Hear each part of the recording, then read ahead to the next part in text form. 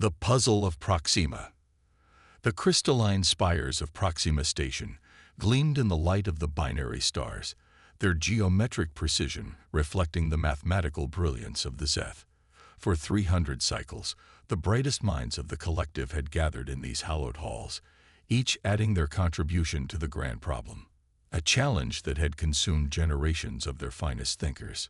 Chief theorist Ilara moved through the central chamber, her 6 iridescent appendages rippling with tension. The ancient device sat at the center of the room, untouched for millennia, its perfectly smooth obsidian surface absorbing all light that touched it.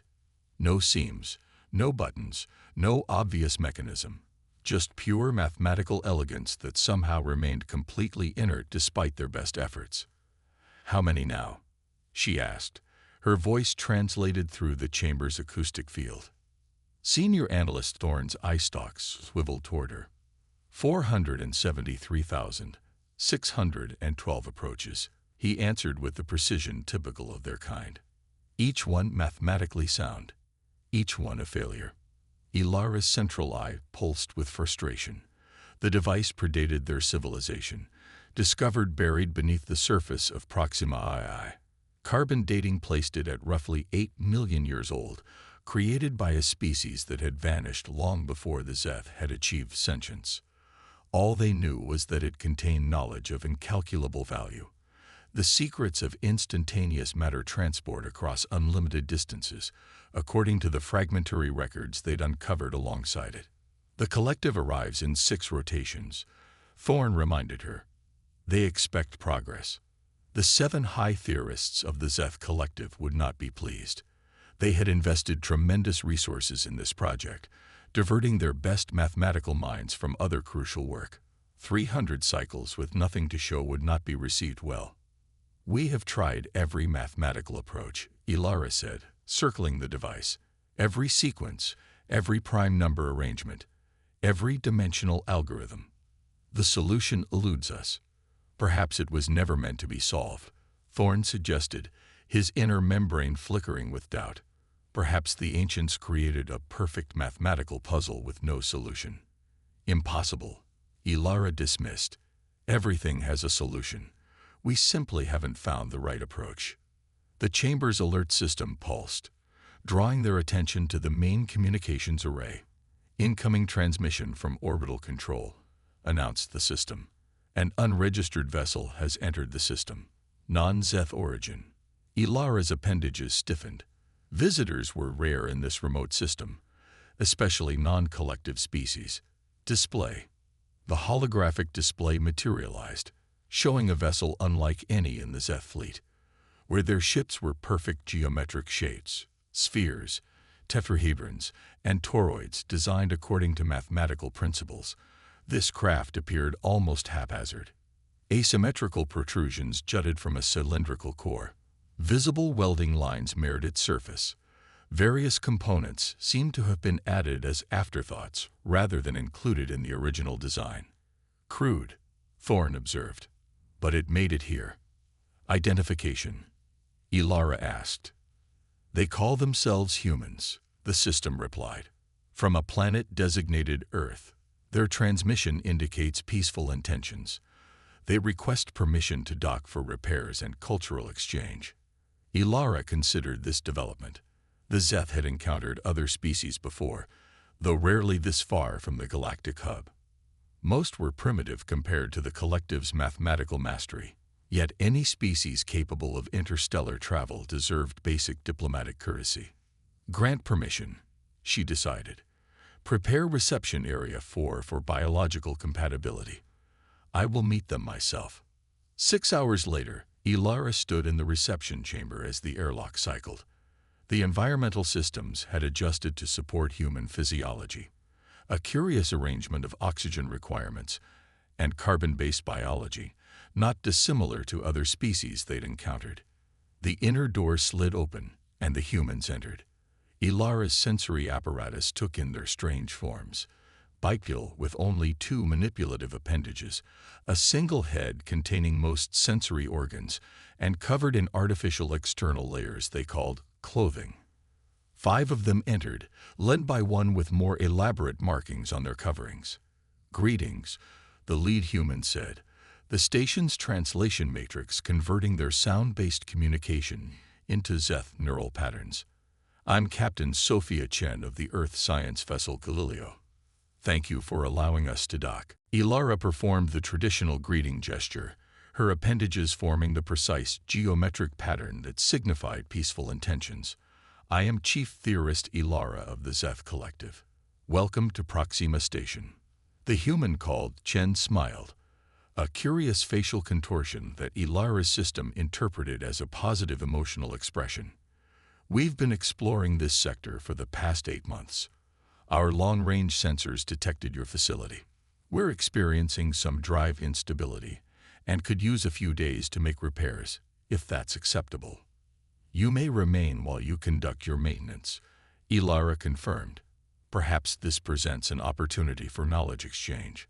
We have limited data on human civilization." "We'd welcome that," Chen agreed. "This is our first contact with your species as well." The humans were introduced. Science Officer Dr. Abrams, Communications Specialist Rodriguez, Medical Officer Dr. Kim, and Engineering Chief Barnes. The last one caught Ilara's attention. Unlike the others, whose clothing appeared uniform and orderly, this human's covering showed signs of repeated repair and staining from various substances. Multiple tools hung from loops on their lower garments, clanking against each other as they moved. "Your facility is incredible," Barnes said, looking around with obvious fascination. "The geometric precision is unlike anything I've seen.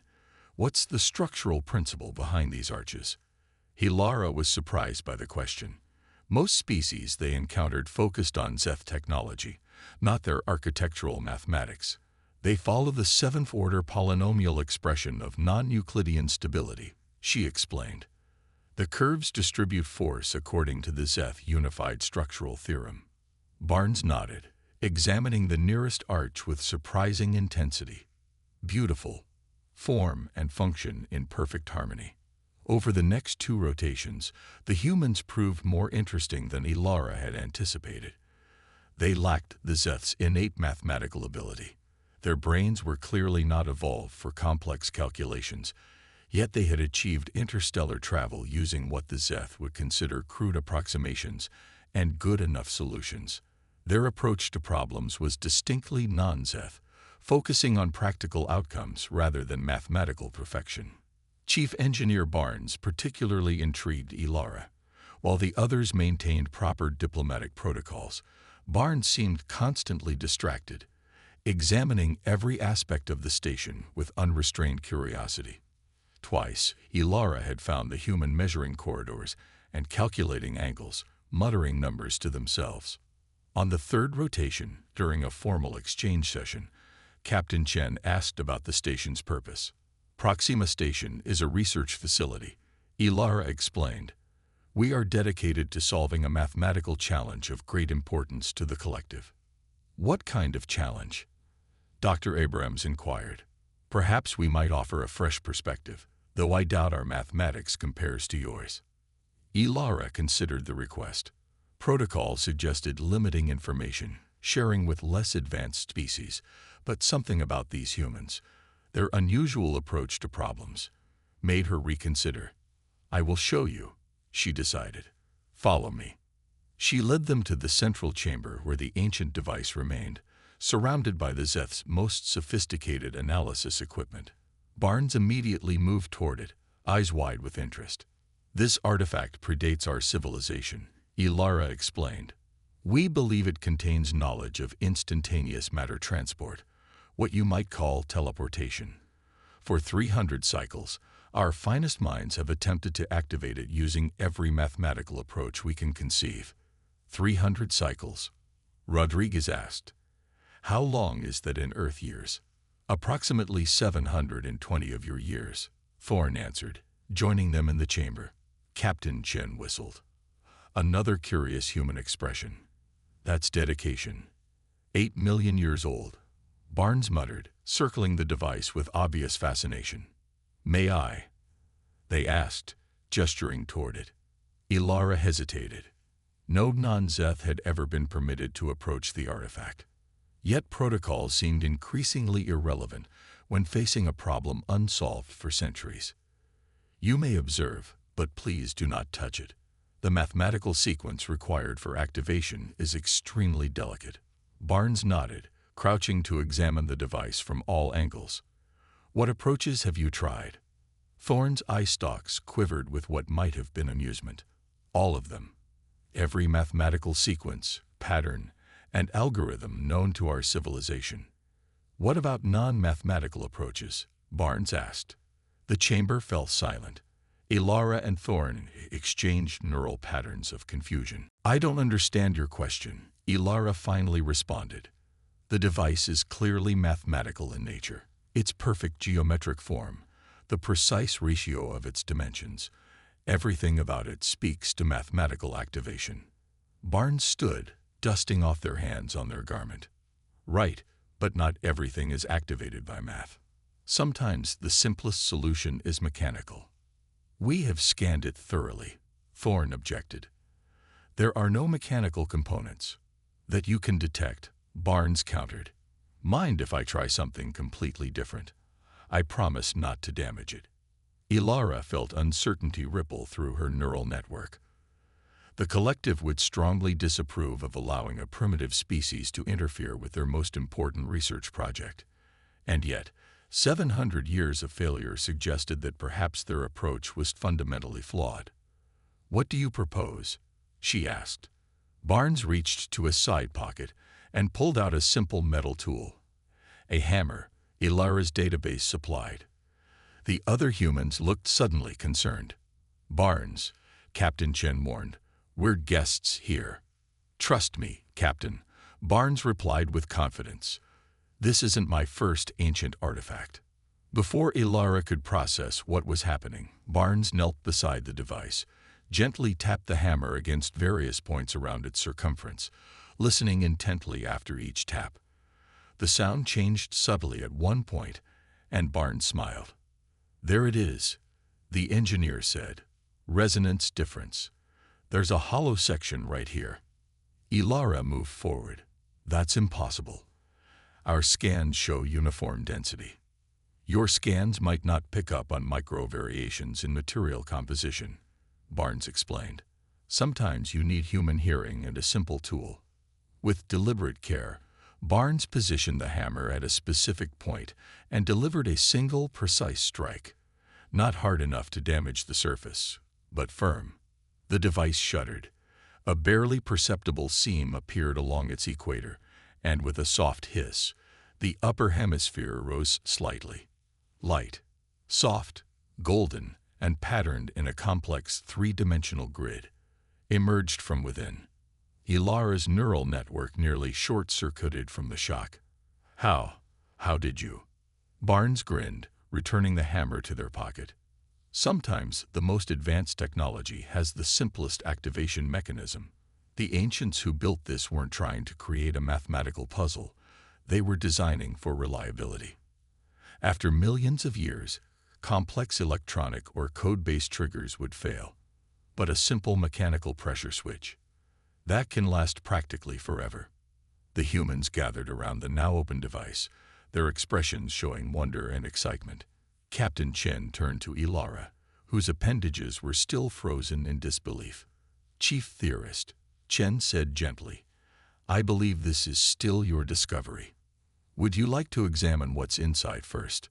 Ilara moved forward, her scientific curiosity overcoming her shock. Inside the device was a crystal matrix unlike any material in the Zeth database, glowing with internal energy and projecting complex patterns into the air above it.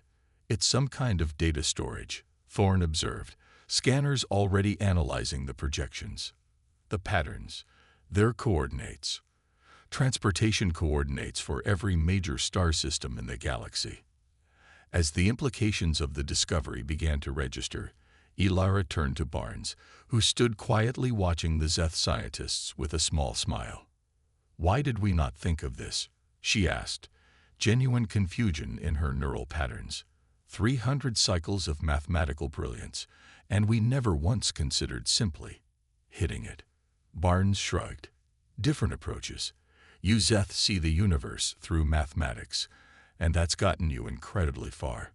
But humans, we've learned to try the simple solution first. Sometimes, the universal constant isn't a number or equation. Sometimes it's just a good knock in the right place. The knowledge of simplicity. Word of the device's activation spread through Proxima Station with the speed of neural transmission. Within hours, the chamber was filled with Zeth researchers, their appendages waving in patterns of excitement and disbelief as they analyzed the data streaming from the ancient artifact. In the adjacent conference chamber, Chief Theorist Ilara faced a more complex problem.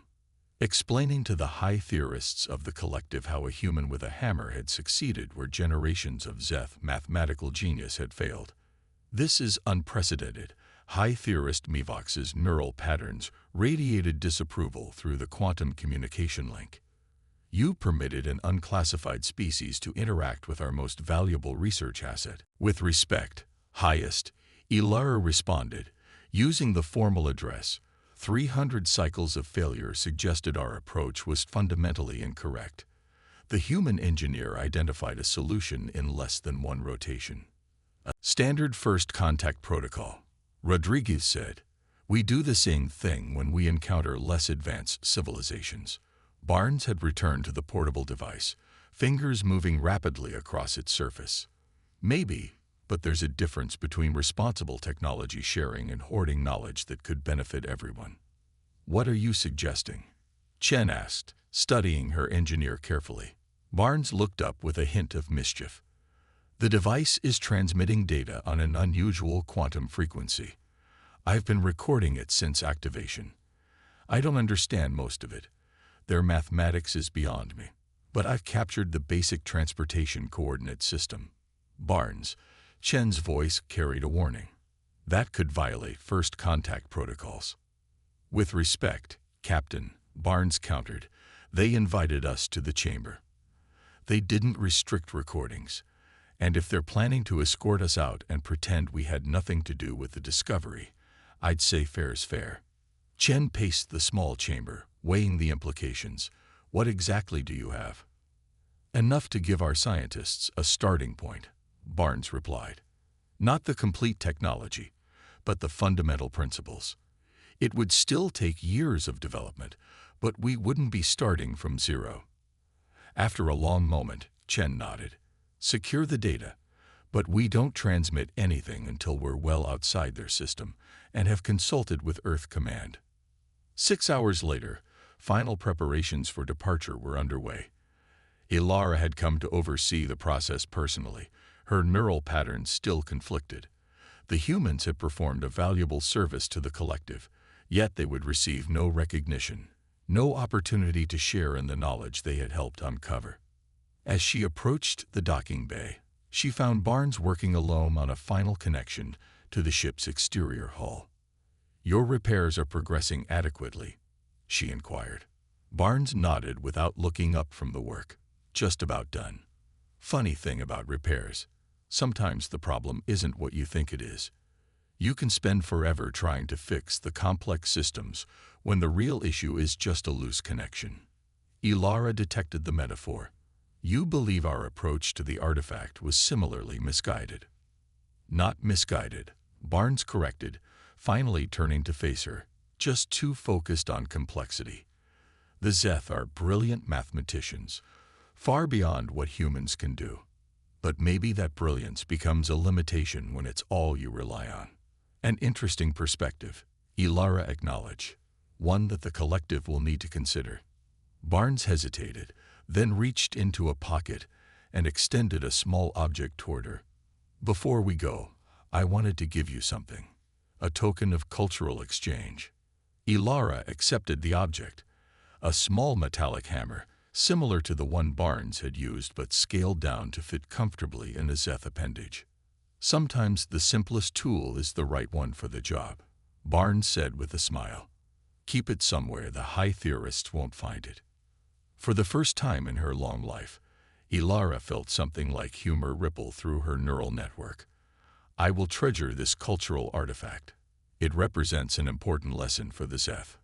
As the humans completed their preparations and boarded their vessel, Ilara remained in the control center, watching as the ungainly craft disconnected from the docking clamps and maneuvered away from the station.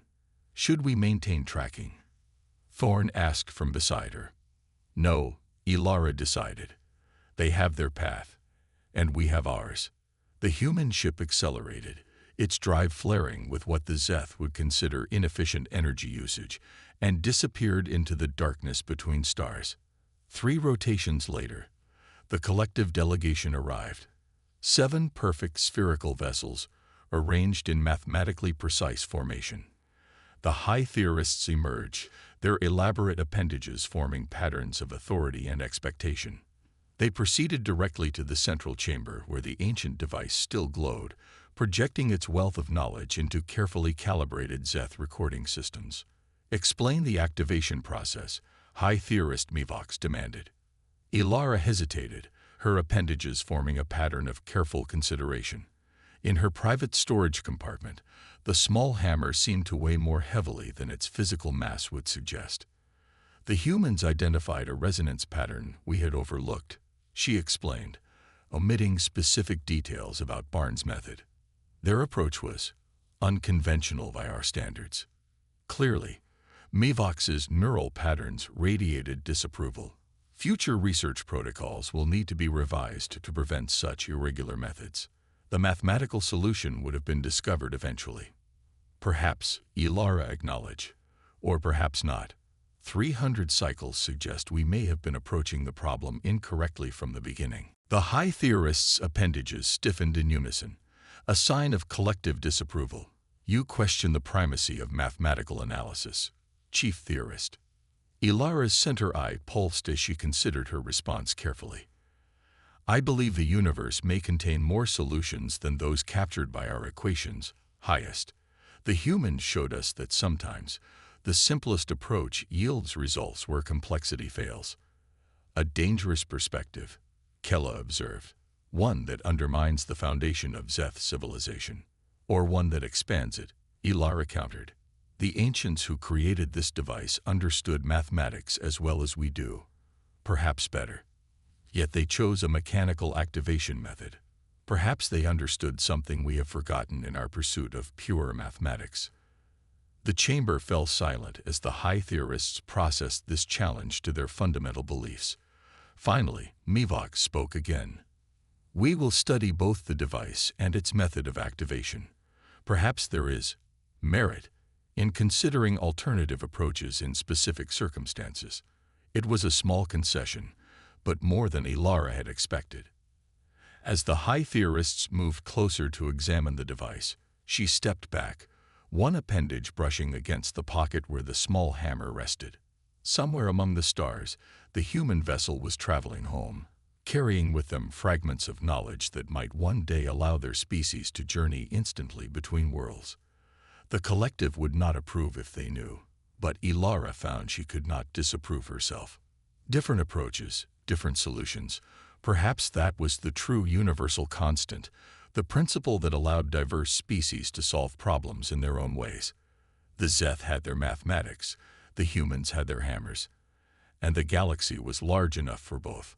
In her private neural channel, Ilara found herself calculating the probability that someday a human ship might appear instantaneously at a Zeth world, having developed their own version of the transportation technology. The equation was complex, with many unknown variables. But somehow she suspected the answer might be simpler than any mathematical formula could predict.